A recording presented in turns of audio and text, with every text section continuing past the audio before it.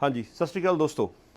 ਅੱਜ ਜੇ ਆਪਾਂ ਗੱਲ ਕਰੀਏ ਮਹਿੰਗਾਈ ਦੇ ਜ਼ਮਾਨੇ ਦੇ ਵਿੱਚ ਜੇ ਕੋਈ ਚੀਜ਼ ਫ੍ਰੀਜ਼ ਹੈਗੀ ਹੈ ਤਾਂ ਉਹ ਬਰਾਡ ਟ੍ਰੇਨਿੰਗ ਸਕੂਲ ਦੇ ਪ੍ਰਾਈਸਿਸ ਦੇ ਰੇਟ ਫ੍ਰੀਜ਼ ਹੈਗੀ ਹੈ। ਉਹ ਕਿਸ ਤਰ੍ਹਾਂ ਗੱਲ ਕਰੀਏ, ਜੇ ਗੱਲ ਕਰੀਏ ਆਪਾਂ ਕਲਾਸ 5 ਜਾਂ 7 ਦਾ ਤੁਸੀਂ ਨੌਲੇਜ ਟੈਸਟ ਪਾਸ ਕਰਨਾ ਹੈ, ਉਹਦੀ ਰੇਟ ਕਿੰਨੇ ਹੈਗਾ 85।